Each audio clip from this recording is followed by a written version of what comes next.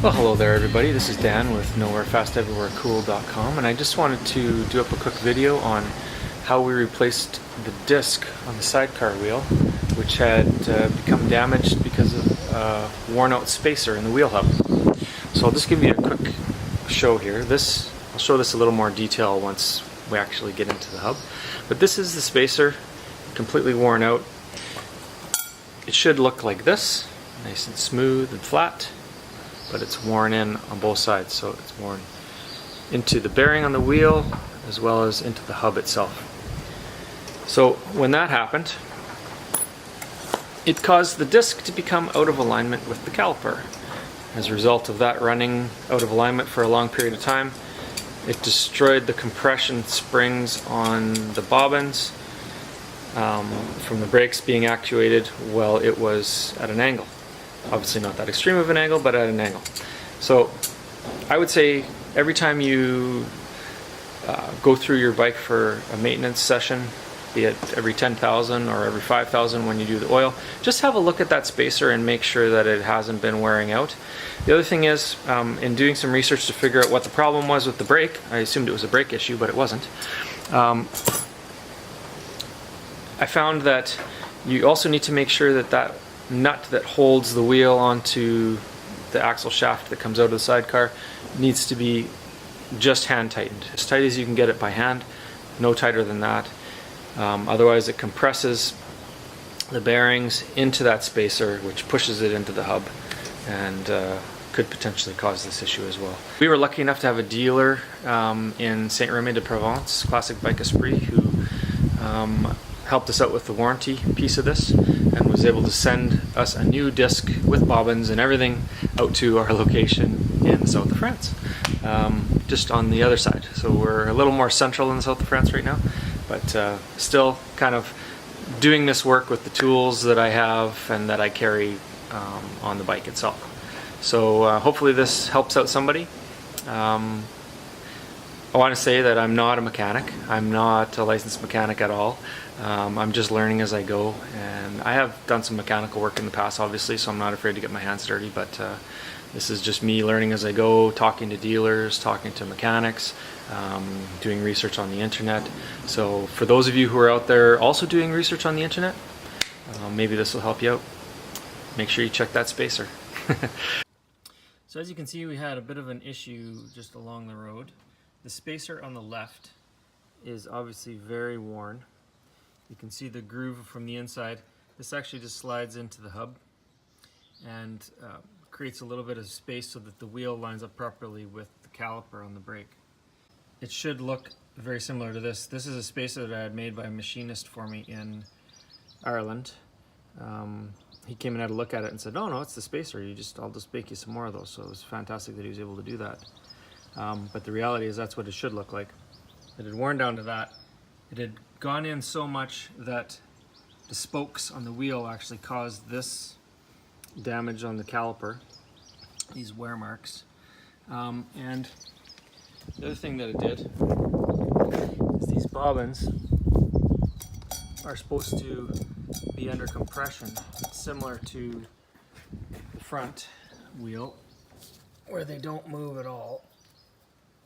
They're just under a little bit of compression by spring washers. But this brake, the brake caliper and the wheel, because it was out of alignment, was operating in such a way that it was bending this disc around the whole time it was working. So what happened was we were able to get a hold of URAL through our friends at Classic Bike Esprit, and they sent a brand new disc for me. So I'm going to get this all put back together and back onto Sassy. So pulling off the brake disc, not a huge deal. 5 bolts go all the way through. They are fairly hard to get off. I was told that you may need to use heat. I didn't need to use heat, but keep it in mind if you are trying to do this type of job.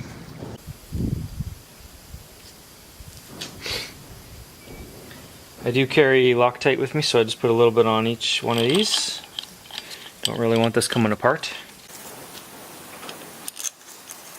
And luckily, we are staying at a house sit where the fellow has a compressor and a torque wrench. Two things that I do not carry on the Ural.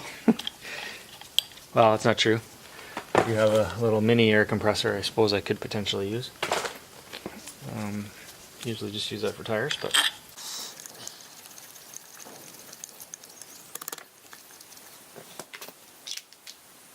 I just picked this up in, where did I pick this up? England somewhere.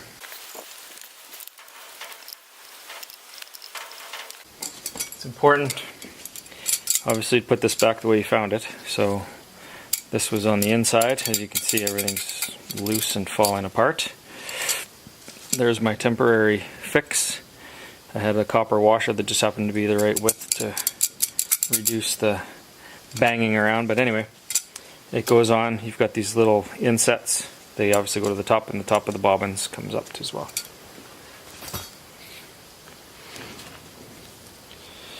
Alright, set to, if you can see that, 30 Newton meters as per the torque specifications in the manual that comes with the bike.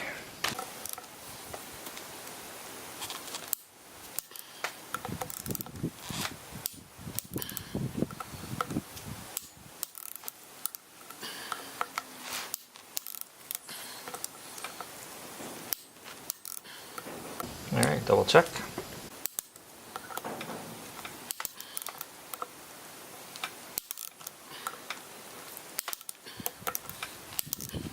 And I'm going to say that's it.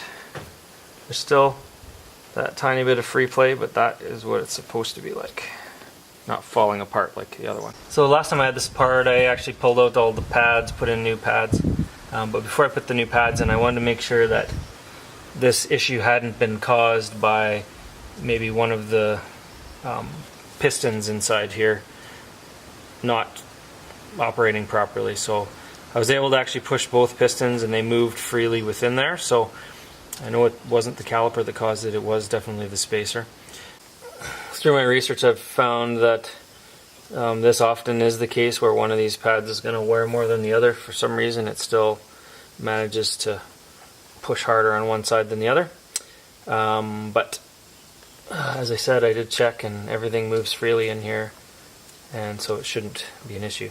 One thing I'll do is when you come to the end of the life of one of these pads, usually the other one still has quite a bit on it, so what you can do is save the better one every time you wear your pads out, and then you can make a new set out of two of the older ones. So hang on to that stuff. So I'll just set the brake out of the way here for now. So I'm just giving this a bit of a cleaning so I can have a good look at everything.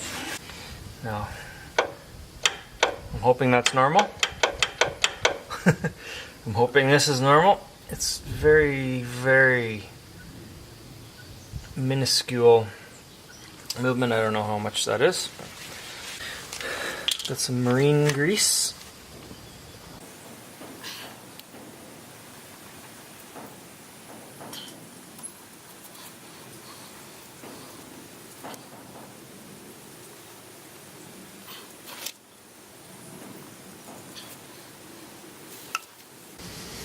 My fancy little Irish spacer. Put a little bit of grease on the back side of it.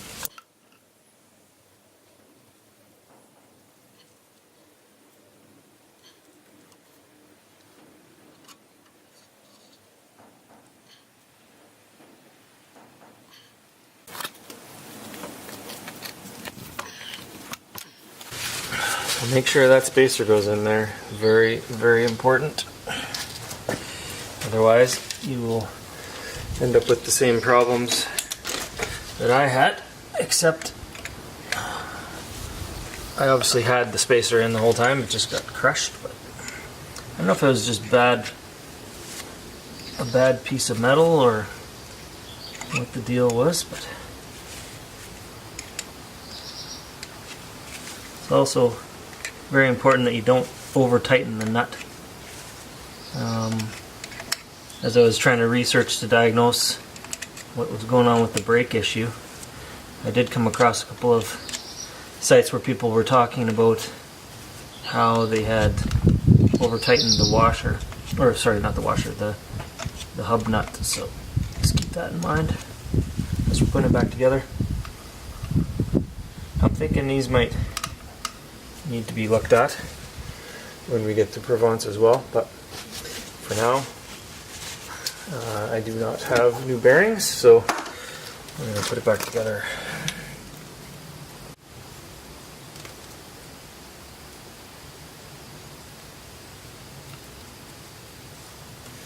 And again, this is just kind of mostly just side of the road type repairs. Obviously, if you have a shop, you're going to have, you know, some wire brushes and little toothbrushes and whatever to put your grease in and make sure everything's evenly distributed. Just kind of do the best that I can on the road. And obviously, once this trip is over, the bike will be getting a much closer inspection.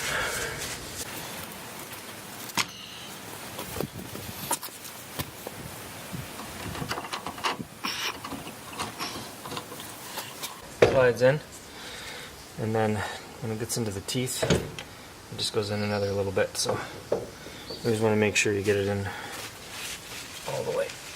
I don't know, I like to keep these threads a little bit clean.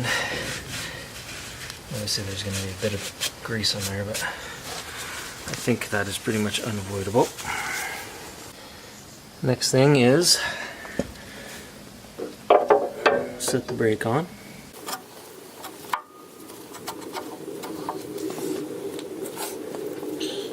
These bolts have lock washer and a flat washer.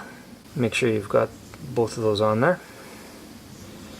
And I'll put those into place just to hold the brake in position.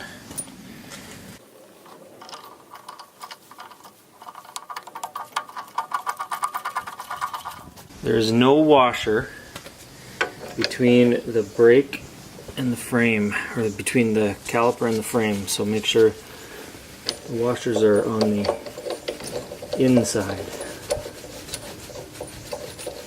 They just flat bolt right onto the flange. So I'm not tightening these up all the way just yet, I'm just hand tightening them for now. Just to make sure everything's lined up here. Alright, got everything put back together. I haven't torqued or tightened the bolts on the caliper just yet, nor have I put the cotter pin in here. So from all the research that I've done online, I've heard that this should really not be much more than hand tightened. So I don't want to crush that spacer in. That is a possibility of something that could have happened as well. So I'm not sure if this nut was over tightened at some point by someone or not, but the pinhole for the cotter pin is perfectly aligned at the moment. So, and this is pretty tight, so cotter pin's going to go in.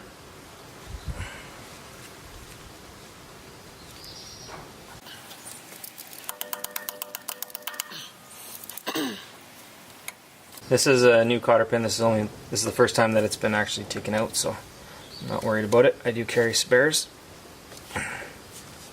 as well. So that's in. Don't forget your cap. And since I am lucky enough to have a torque wrench, I'm going to use it. The spec book calls for 50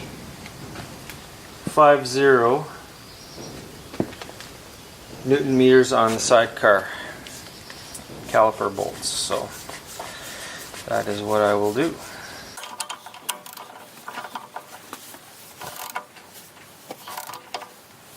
And that's 50.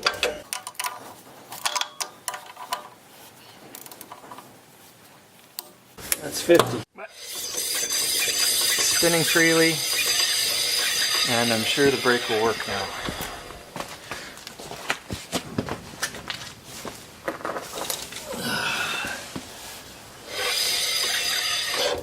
And that's the brake. Alright, that's a wrap for now.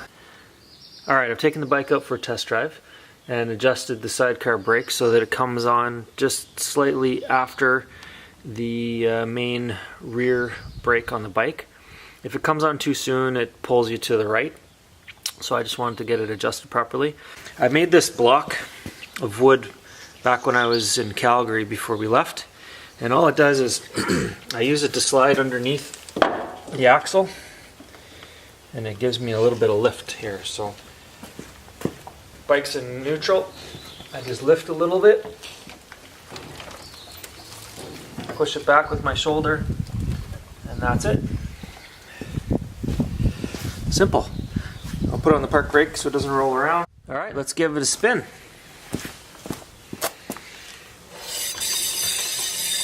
Quite a bit less noise. Definitely not clicking and dropping and doing all the things that it was doing before.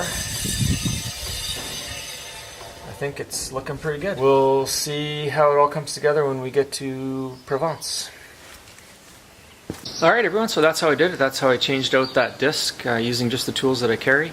You know, just in the last few years since I've become a part of this motorcycle community, I've had nothing but great experiences. When we've had issues or breakdowns, there's always been someone who's come out to help us, or who's arranged to open up a shop for us to use, or who's, you know, pulled over by the side of the road to help. Not that we've had a lot of issues with our bike, but the ones we've had have been ones where there was times when I needed help. And so I guess by doing these videos, I'm just hoping to be able to give a little bit back, and I just hope that maybe this helps someone else prevent the damage that we had happen with our bike and helps someone else do the repair. Yeah, that's it. A big thanks again to Classic Bike Esprit in Saint-Rémy-de-Provence for getting this disc out to us. So we'll see you guys in the middle of June. So we need to get some tires and a few other things, so we'll be out to see you. Anyway, take care and keep on traveling, everybody. Thanks.